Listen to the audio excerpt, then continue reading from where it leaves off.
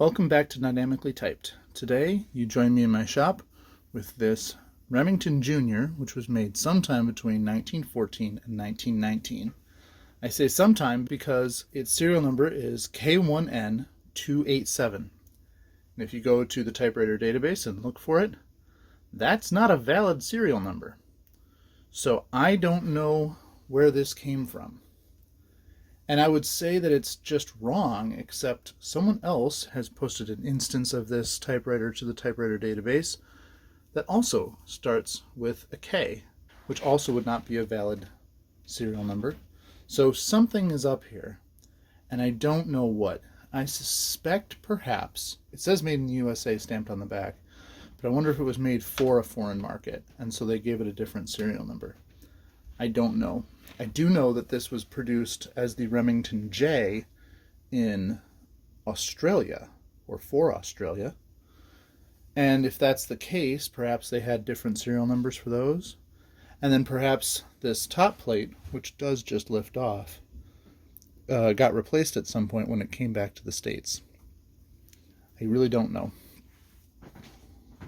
Now, the observant among you might realize there's something pretty important that's missing from this typewriter, and that would be the Platen.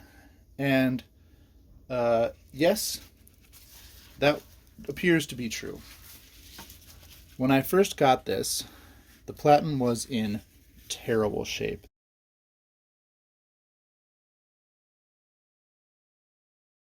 This is the outside of the Platen cut off.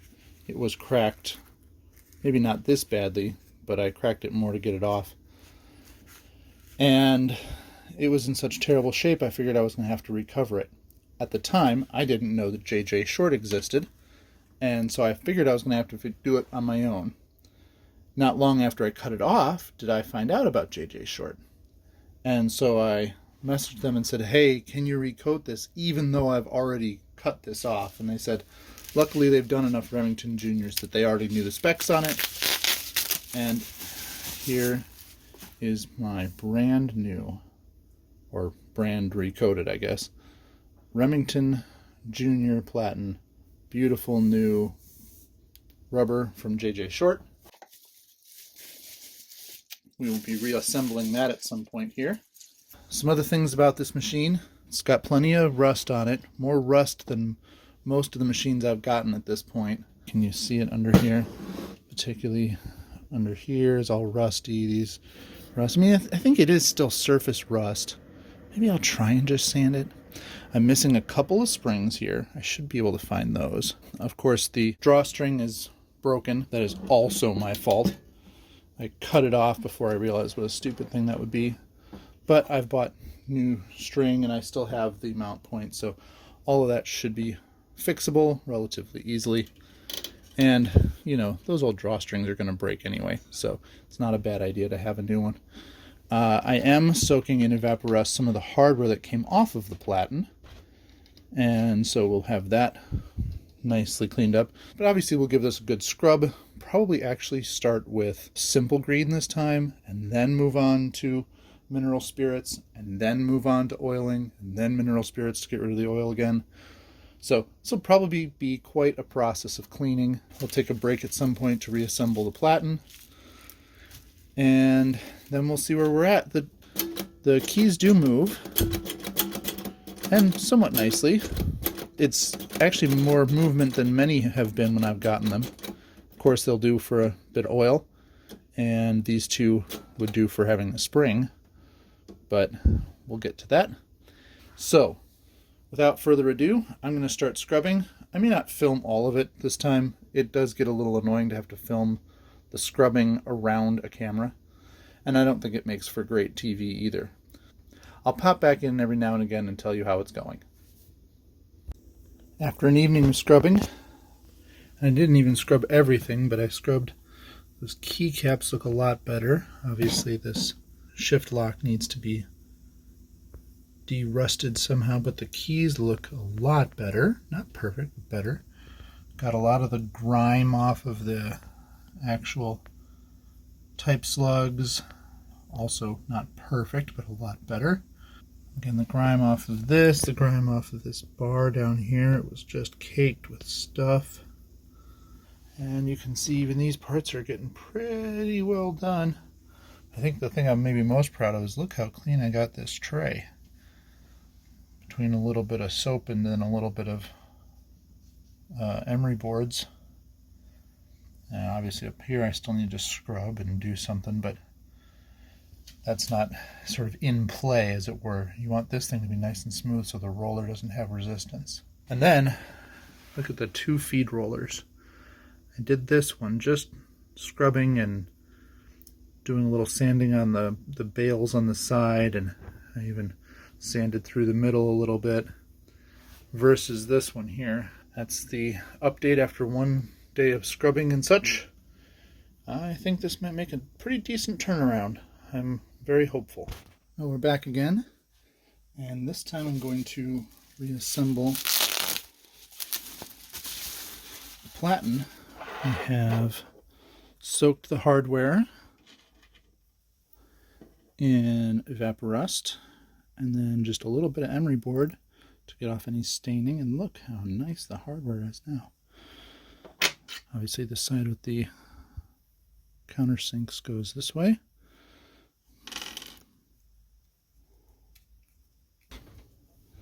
This last one here is feeling pretty wimpy, but the last few threads did catch. So I think we've got it pretty well on there. And I think this just slid on here, if I recall.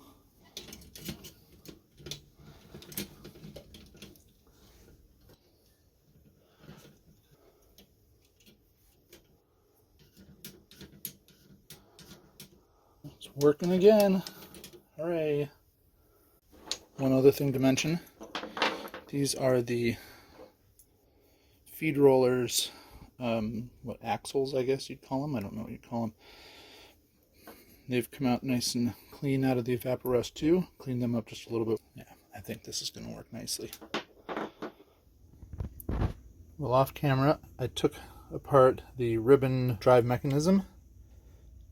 Took all this stuff off of there and put it in the Evaporust, and it has come out pretty nicely. You can see these components here. Very minimal rust remaining, if any. Nothing a little sanding won't fix up.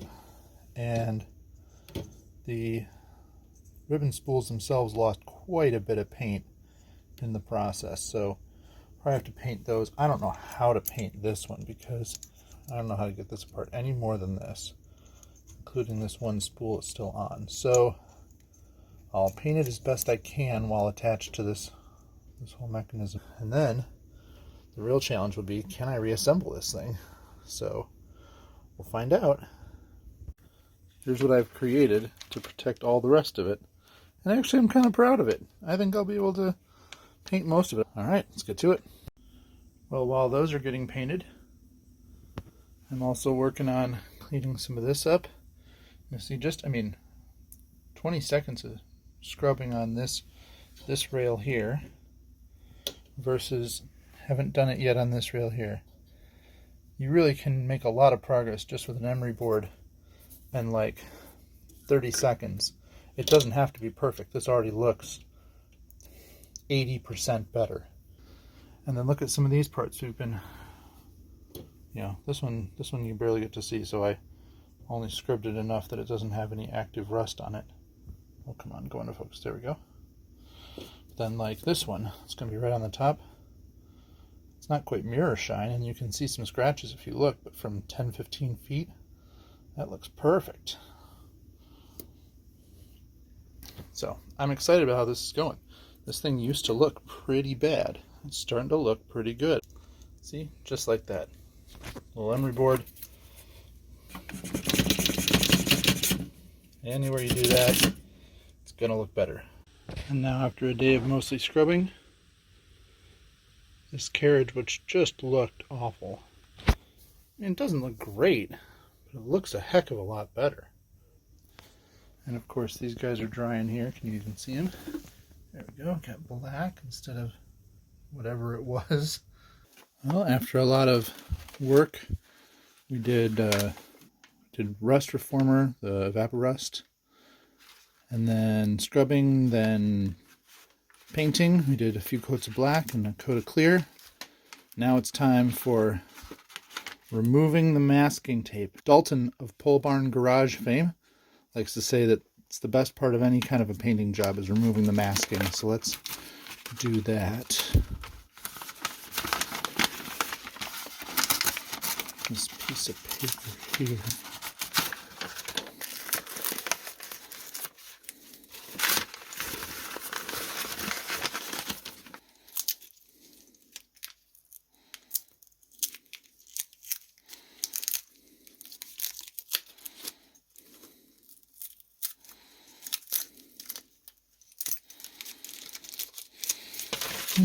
How much better that looks.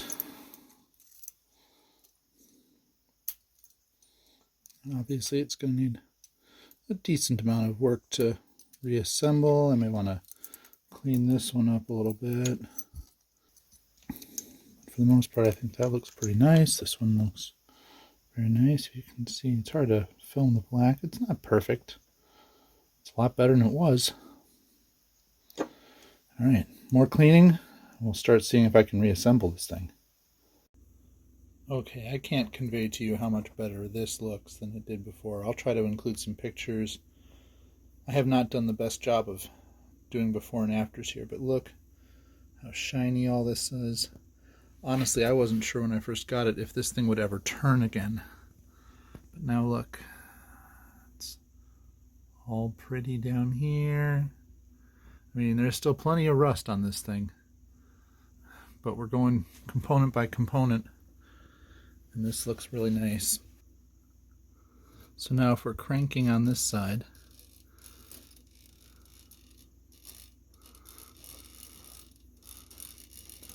the left, well, from our perspective, the left wheel spins, but now this one runs out, and that one is full.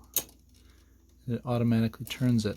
Now, from this perspective, it looks like they're both spinning, but this one is now locked. You can see that one's now spinning. Now that one finishes up, and this one is filled, automatically reversed. Now that one's spinning. It's just so neat. It all feeds from the top, goes under through the carriage, and onto the ribbon vibrator up here. It's a very neat design.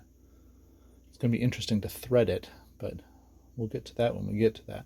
Before I call it a night, I have the figure shift, and the regular shift was always working because the whole basket is the weight for that. But the figure shift wasn't always returning, and honestly just pumping everything that moves when I do this with PB Blaster. 5 minutes of working it in, it's working great. I love these old machines. Mostly they just want a little bit of oil. A little cleaning, a little oil, maybe some paint here and there, but these machines want to live. Now that we've cleaned everything up, it's time to start reassembling, I think. Yes, there's still more cleaning to do. We should definitely clean this top plate, clean some other places, but I think we need to get to it. The first and most important thing will be the drawstrap, drawstring in this case. Here's the drawstring. We can tape it together, measure it, and make ourselves a new one of the same length. It's just got a little hook here that we should be able to pry open and put a new.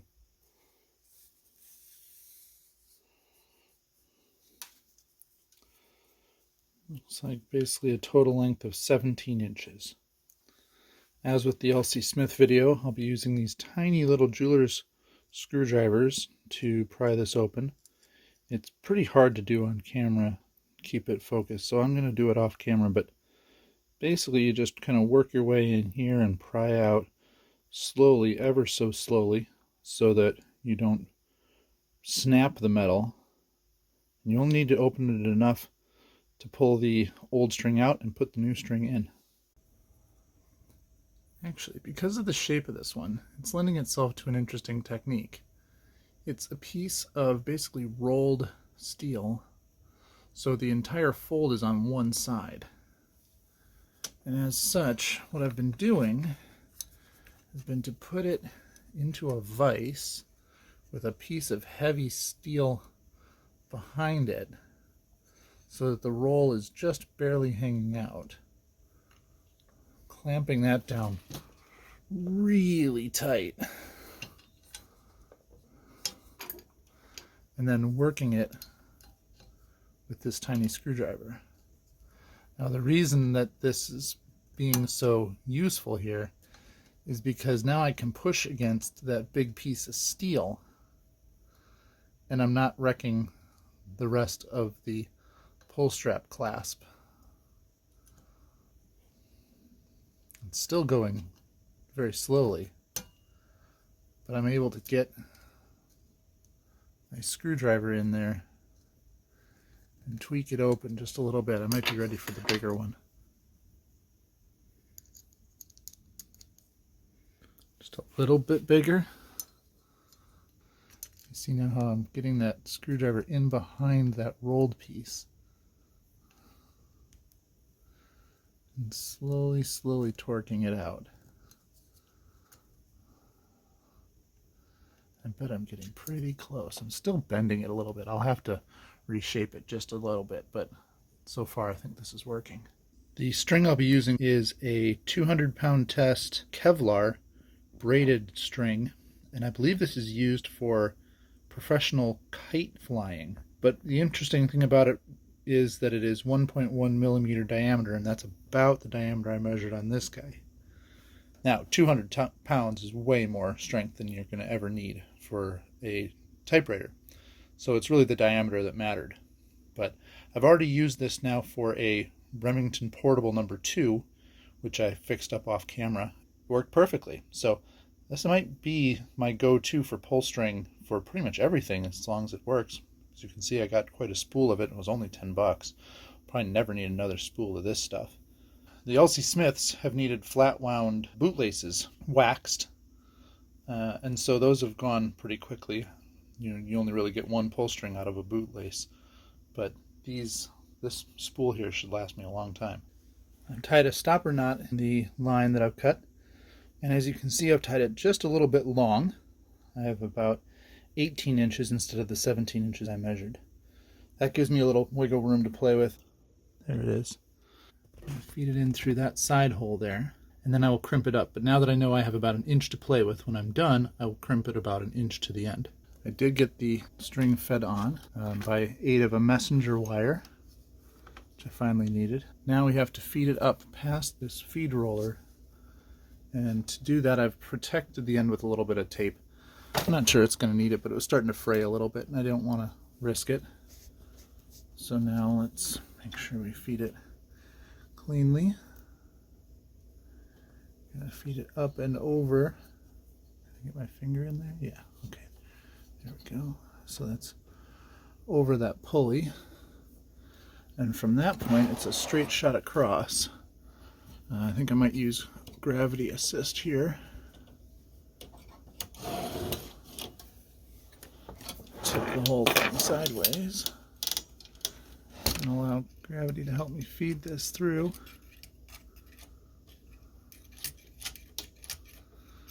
I use this spring hook. It's going to feed right along this end here. You can just maybe see it. I'm not sure I can do that while also filming.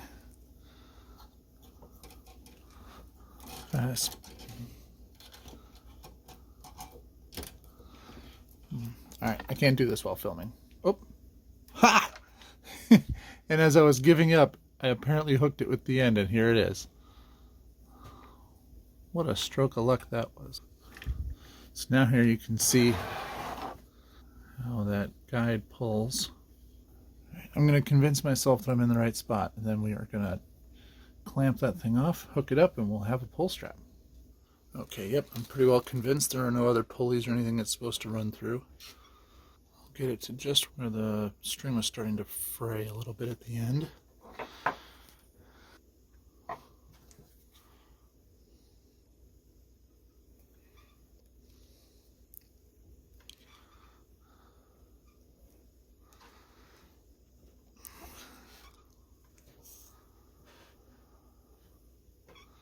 And of course now you can see that it's not going anywhere. Straighten the rest of this out a little bit. Seems reasonable enough. And this one just hooks right here.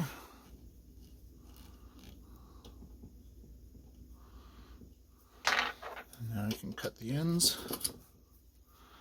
I cut the other end over here too.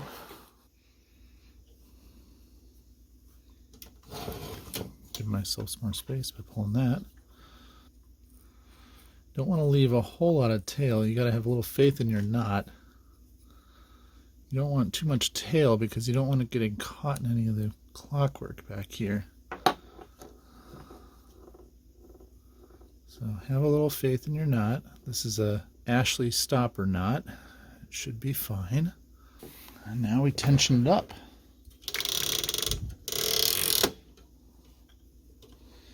Make sure it's running free. And just start giving it a few cranks here.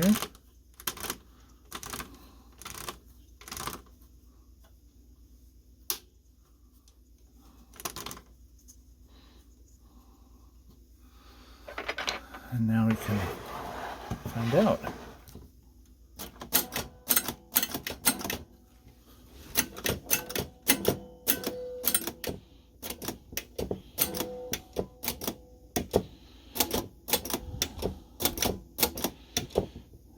Something's still not terribly happy. Surely I'm missing something. This feels a whole lot like the L.C. Smith that I've already videotaped for you. In that case, it was fouling the line. This doesn't appear to be fouling.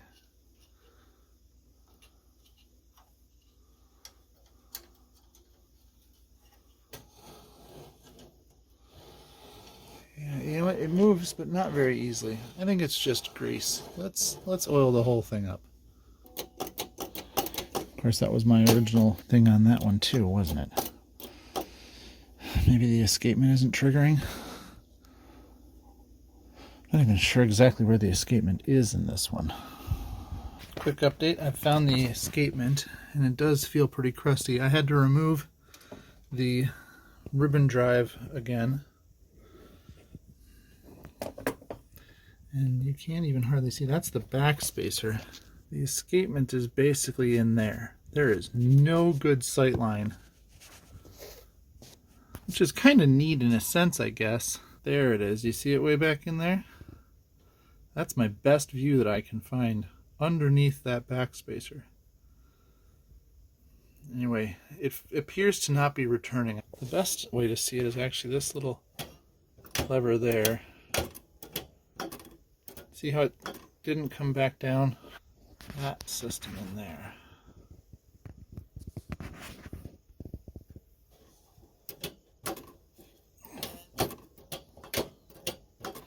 There, see how it stopped?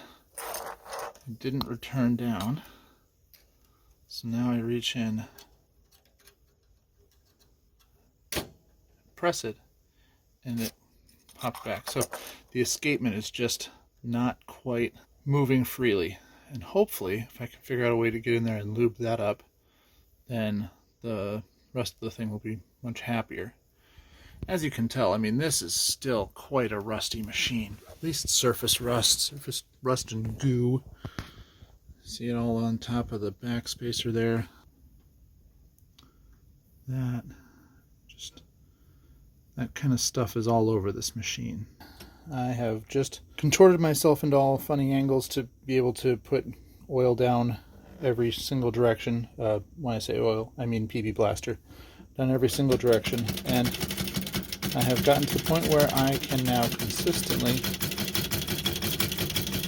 run the carriage completely across.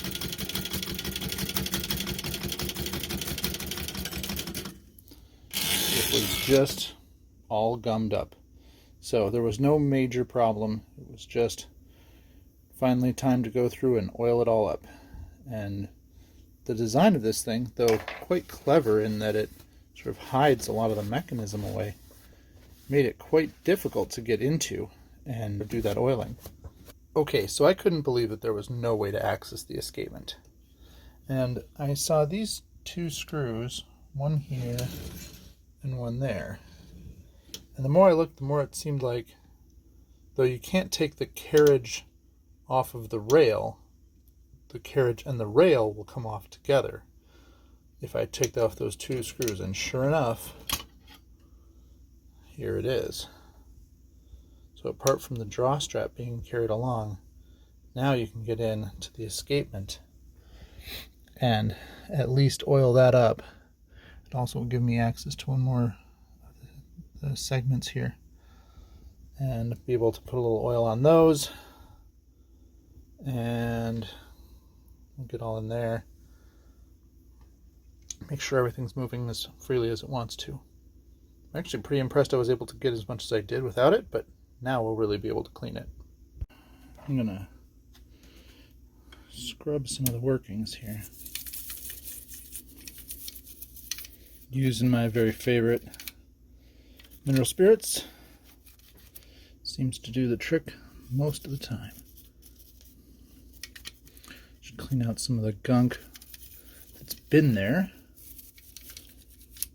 and also some of the gunk that I put there trying to clean this out when I couldn't reach it.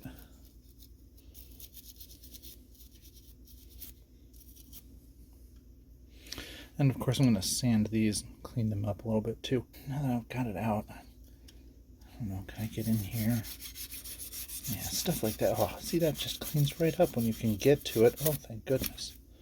Alright, doing this with the camera in the way is not the best, so I'm going to turn this off and get to scrubbing. See you in a bit. Well, after a lot of scrubbing, a little bit of sanding, everything's working well. You can see the escapement works. Right?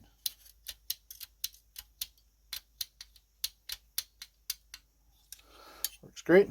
Now, all we have to do to assemble it, you have to drop this pin here, drop this pin into the center of the tight bars. You can see there's a little gap there. That's where it's going to go.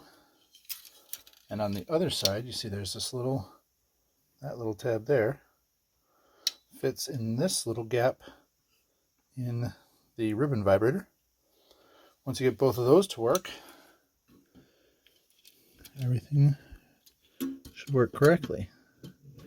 Just drops in like that. Let's get that tab in there. Now, it gets a little finicky until you put the screws in, of course, but just to give it a test, let's hit the space bar.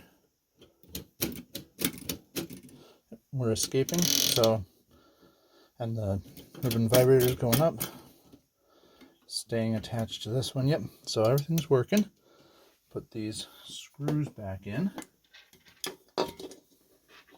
Of course, you know what? The one thing I didn't do, I didn't put the draw strap in. Let's do this again. So let's just bring this guy up. Now that I've got that, let's do this again.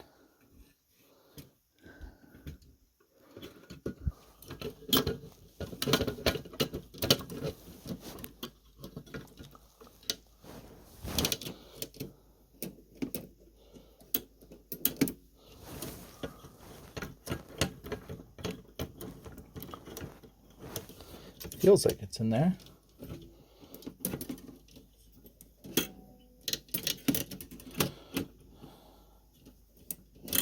There, it's lifting.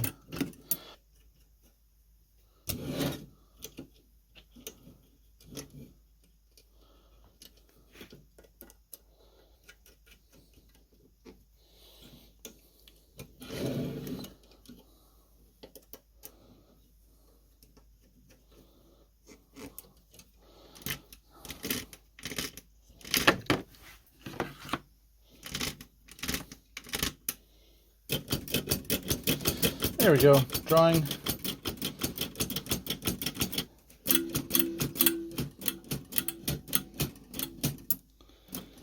All right, excellent. But now I keep noticing how clean this back plate is versus this one here. And you can just tell in the same lighting how shiny this one is versus this one here. And I haven't even done anything like cutting compound or polish. This has just been cleaning with simple grain. I kind of want to give this one a little scrub too before I finish up. I've got springs arriving tomorrow. So if I can get this cleaned, maybe get the feed roller and Platen installed on this, then tomorrow can just be the last few springs. We can maybe be all set with this one, at least for a while. I'll probably do some more paint work, but for now, let's do a little cleaning.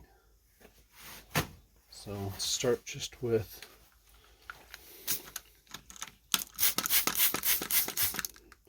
just a whole mess of simple green.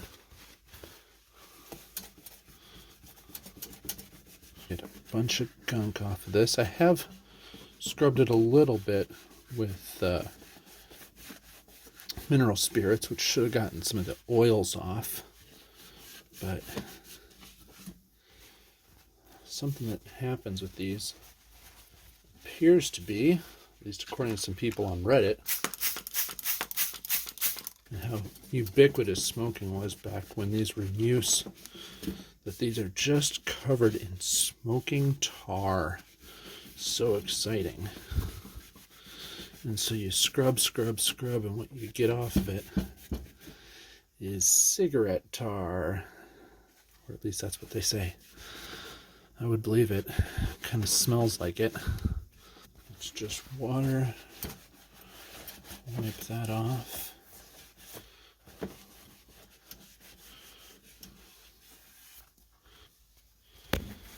It's already looking a lot better. I don't know if it's quite up to the shine that the other one got.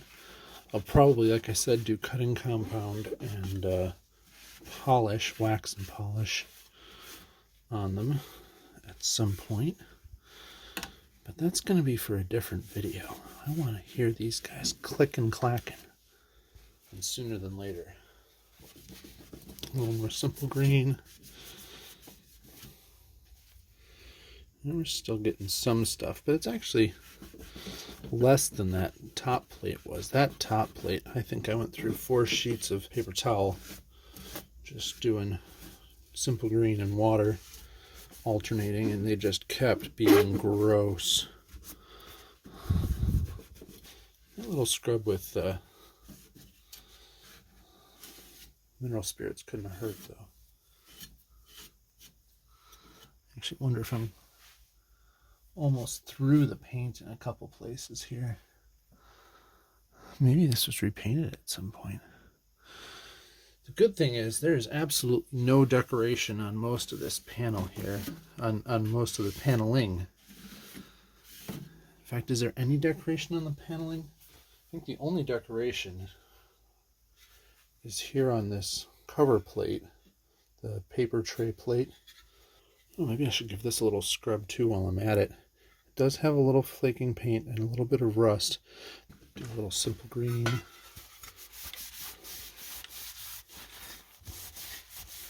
I have not used any kind of cleaner on this yet.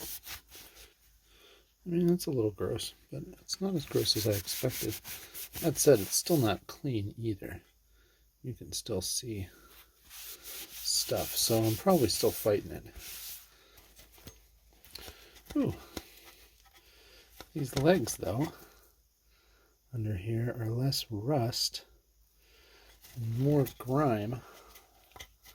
As I'm just kind of rubbing these, they're kind of cleaning up, which is nice. I thought that was mostly rust. There we go. It's certainly not clean, but here's the other one, which I haven't worked on.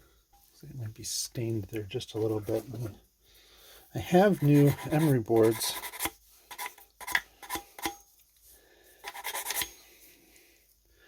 But I keep wanting to use these up before I move on to them. And they keep doing the job, so I keep using them.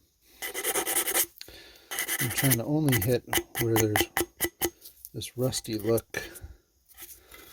Leave some of the paint there, what paint there is. And it's kind of a balancing act between trying to clean the paint off, but also cleaning off the rust and rust stains. As I've gotten to know this machine, it really has been a joy to learn it. It's a very simple machine. Every individual component is very simple, and yet when it comes together, it seems to be making a very practical machine.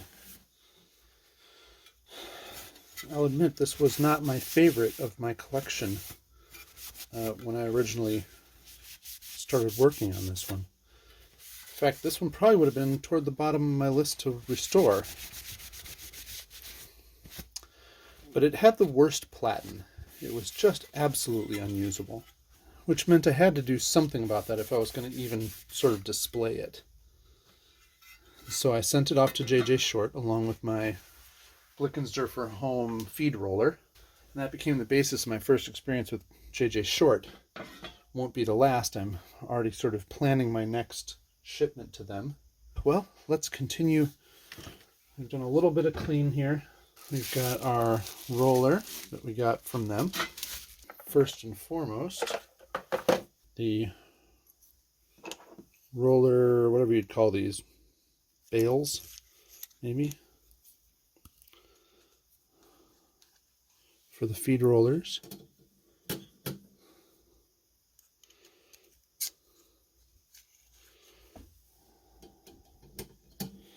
I have not restored the feed rollers, but I did wash them. I even used some rubber renew. Didn't seem to do great, but they should do in a pinch. And with a new Platen, I'm hoping the Platen will provide us with the grip on the paper. The rest of it will just be a bonus. Alright, here's the new Platen. Look how lovely, shiny, brand new it is.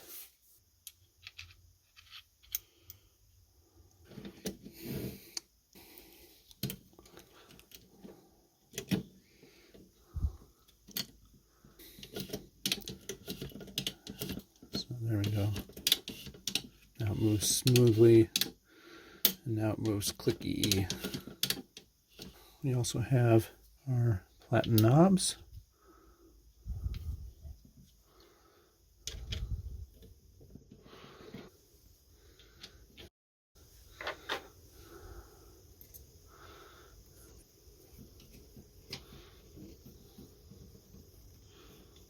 Like I said, it's a very simple machine. Absolutely no mechanism at all in the Platen here. Just knobs on the end.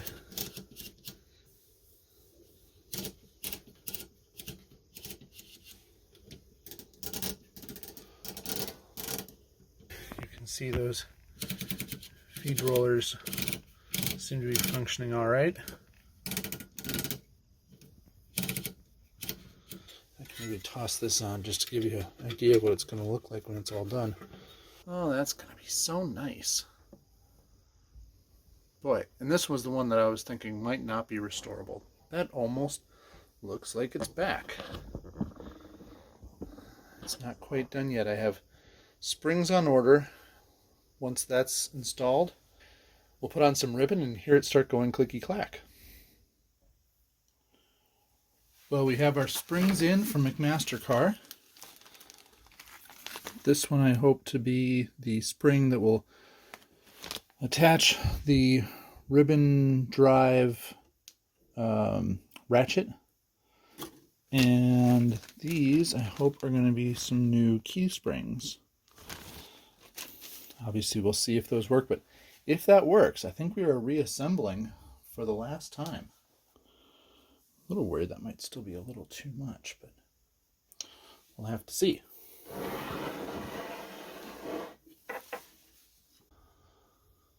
Okay, so now we're going to try to assemble the ribbon drive, which you can see here. It needs to attach to this ratchet lever that's going to fit onto this wheel. There's little notched teeth if you can see it.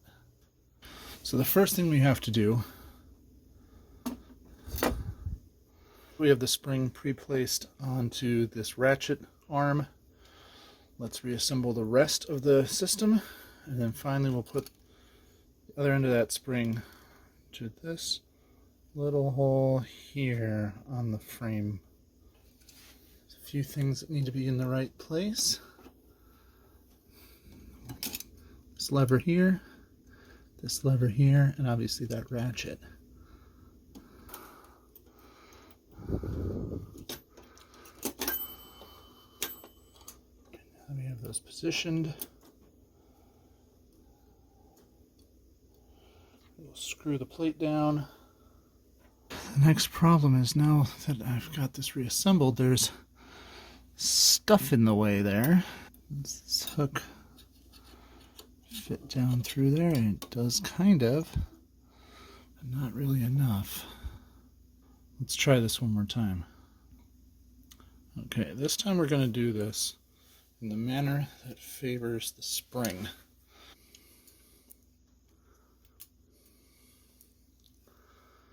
I'm going to attach the spring to both facets first.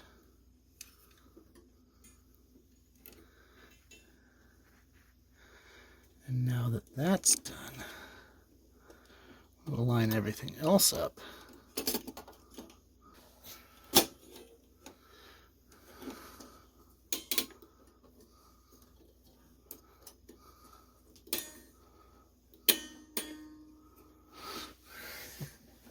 There we go. No spring hook needed. Just have the spring attached first.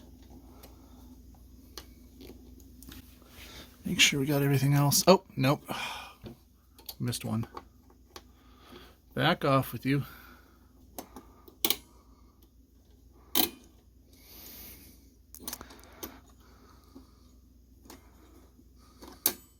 There we go.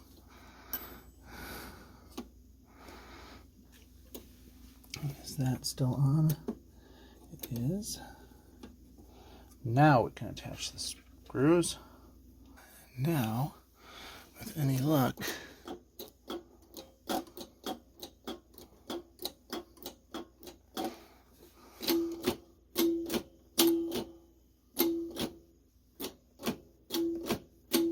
well, I got bad news. I think that spring is too tight. Drat.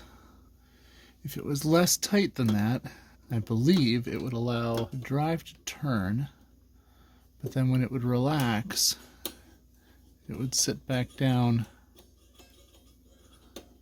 Boy, that has to be a very precise amount of tension. I don't know how we're going to get that just right. Gonna have to think about that some. I was actually kind of hoping that this guy's job was to relieve that tension, but it does not appear that that's the case. And so this spring is just too tight. Ah, how unfortunate. All right, well, we'll try this again in a bit. Okay, so what you can see here is that I've attached that spring so that it just barely has any tension on it. And I did that by building a little loop of wire. And that wire basically provides enough length that the spring isn't being pulled very much. And now you can see ribbon drive does indeed move. You can see that center actuating pin going around. That's proof that it's turning. Now all I want to do is take that back out, measure the loop length, and get it just to where I'm happy with the look, because that thing looks pretty ugly right now. But I think if I clean it up a little bit, I'll be satisfied. There we go. Just cleaned up the loop a little bit. I think it's the same length. We're going to put it on and test to find out.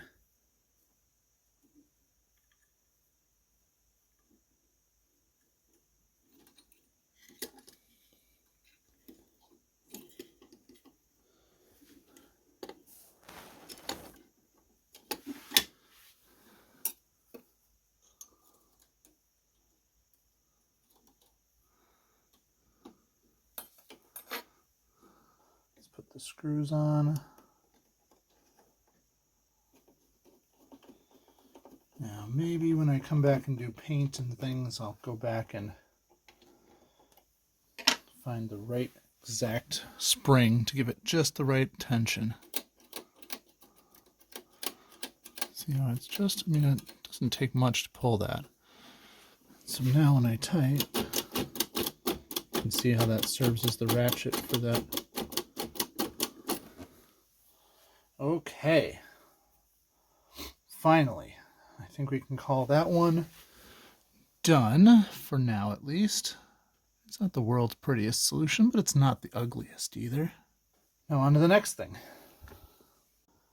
And that next thing is that we are missing 2 entire springs here. And this one here is clearly the wrong spring. It seems to be functioning, but as long as I bought some, I bought enough to fix that one too. Now, hopefully, these springs are better than the one I just went through. I measured these about a dozen times. Let's hope I did it better.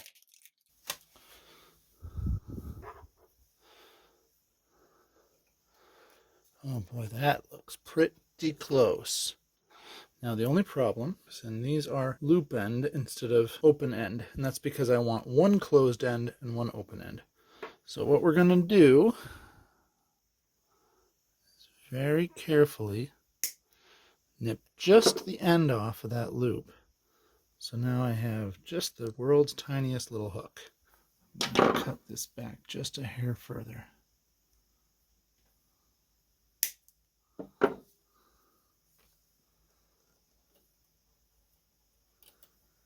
I have enough of these that if I cut it back too far, I can just abandon that particular spring.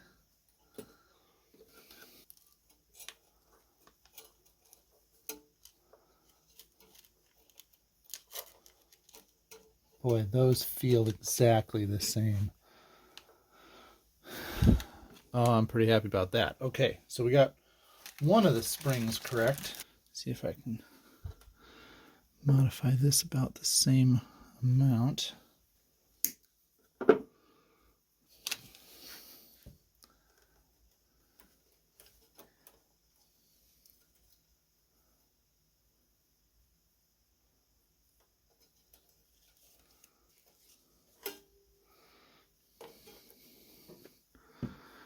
Let's get this guy off of here.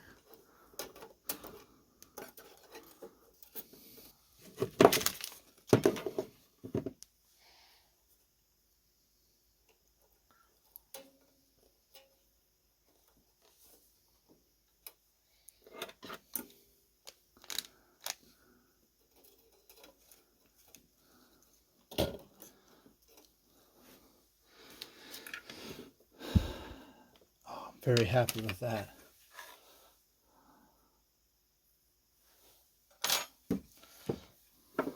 Let's see how those type. Yeah,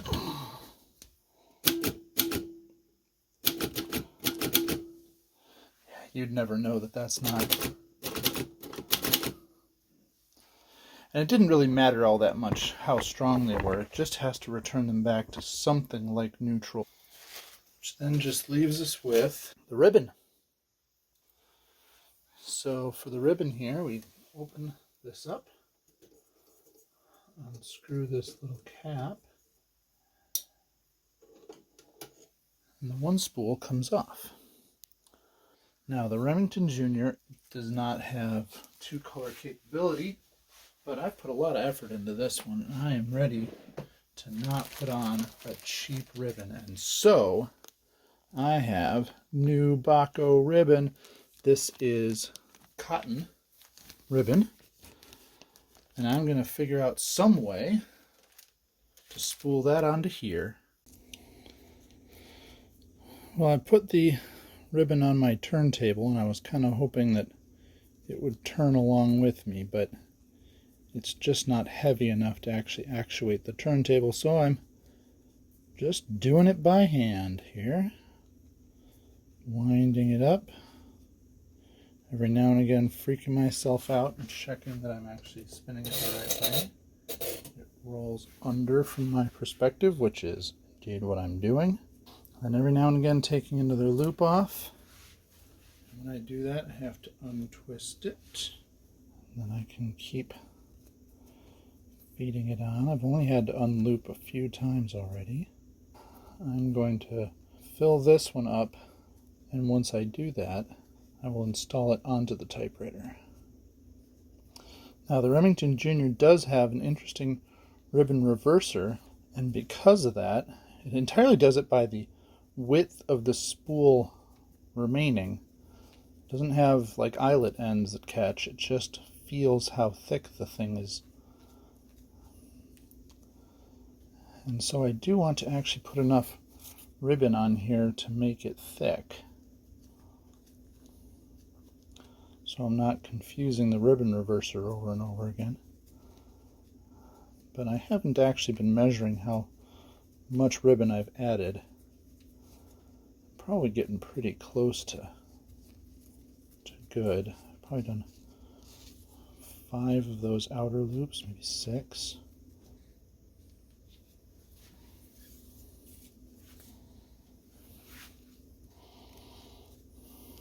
I'll call it here after this particular unlooping. Put this down, take my clip,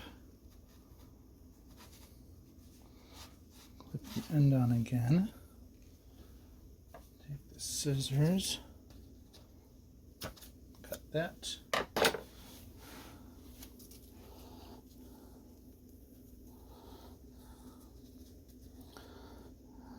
And wind up the last bit onto here. So now the new question is, how do we feed this thing through? It's quite the process, I understand. It's got to feed through here. So let's see if I can actually do it.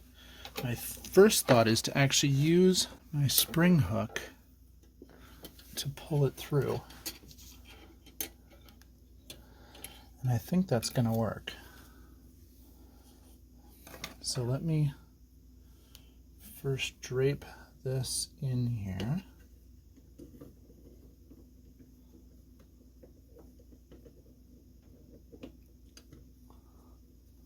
And close your nut on. It'll keep the spool in. Alright. Let's roll it back over just until that tail falls down. Perfect. Now, I want to catch it with the spring hook. I'm realizing now it would have been easier if I had made a hole in the ribbon. Oh boy, I should have put my gloves back on.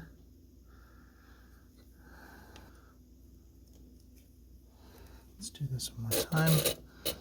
Spin it around just until the tail falls down, which it's almost done here.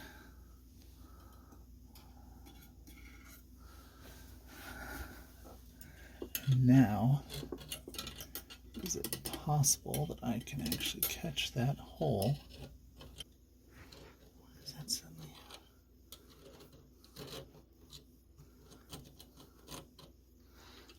I have to flip that pin so that the club is engaged on the other side. Alright, so we go under.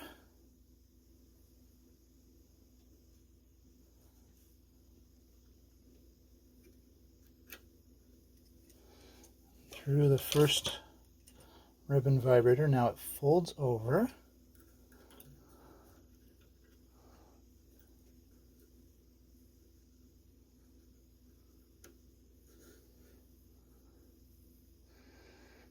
Folds back.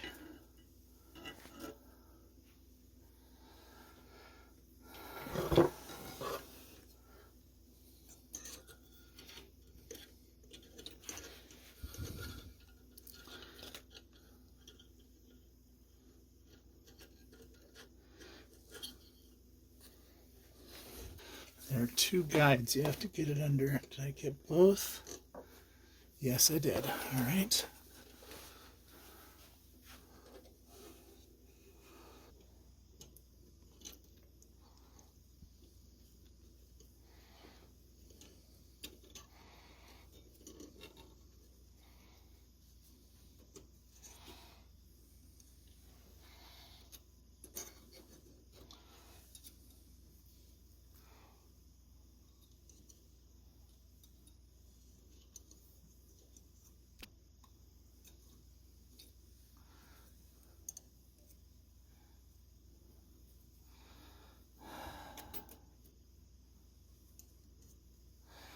Boy, until a few minutes ago, I thought this was my favorite part of this machine.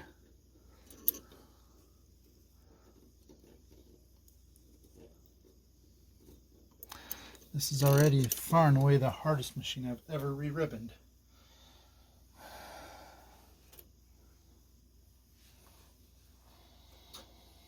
No, I don't have their special tool. Then again, I'd be amazed if anyone has that special tool, whatever it was, at this point. So I'm in it along with you all.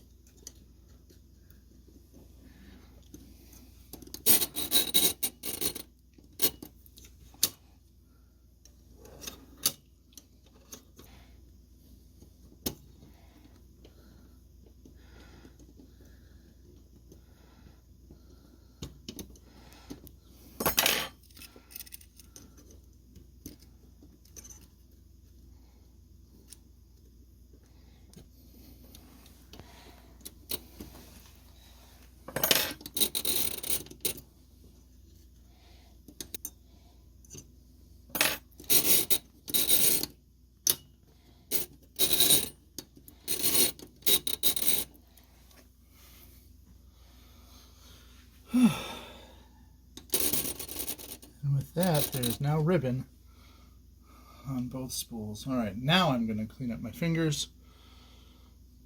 I'll be back to test it out. Okay, got my fingers mostly cleaned up. Still see a little ink on there, obviously. Now it's time to reinstall the paper guard and its nameplate. So now it looks right. Got a bonus bell there anyway. I think after all this time, it is finally time to do some typing on this machine.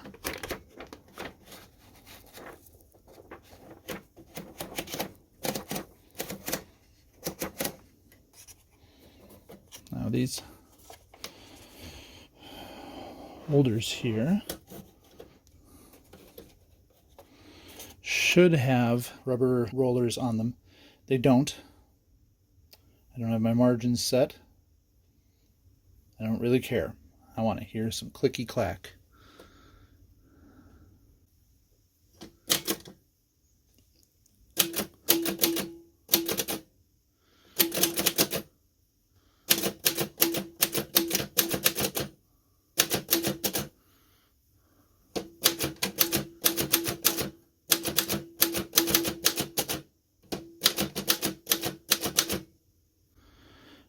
Do you have an exclamation point?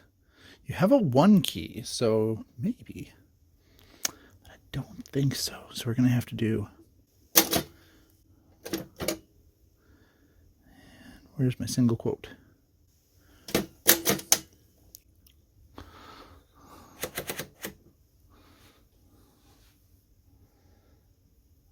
Looks gorgeous. It's a little uneven, but you know what? It's kind of friendly. It's approachable. I wonder if that's because of the way the double shift works up and down, or if the type bars just aren't aligned, or what. But you know what? I don't care. It's kind of fun. I really should set my margins. Fine, I'll set my margins. This will be the right margin. It's sitting at about 80, so let's put that over here at 80. And the other side is sitting at around 10 there.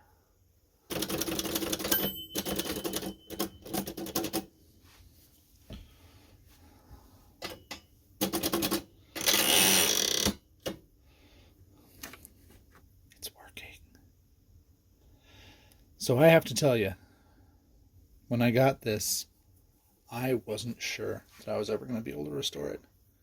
It was by far the rustiest and dirtiest typewriter I had purchased at that point.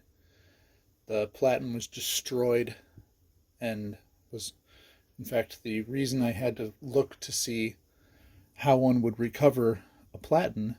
And now look at it. It's a beautiful machine. Typing reasonably well. Could do with a little more paint work, but my goodness, what a transformation.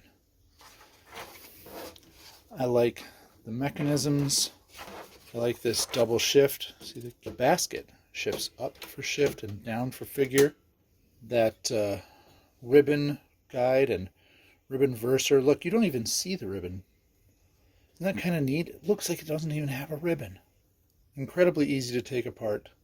Just a few screws, as it turns out, take apart most of the machine. Handy dandy little crank. Feels almost kind of steampunk in that way. What a nice minimal machine. It's working now and looking great. Oh, I'm so excited. Anyway, thank you for watching Dynamically Typed. This has been the Remington Junior. Who knows, you might see it again in an episode about recovering some paint, or even just cleaning up some paint. Wouldn't it be nice to get this shinier than it is right now? I've got to be careful about this, but ooh, I'm so jazzed about this whole thing. Anyway, thank you for watching. I'll see you next time. Good night.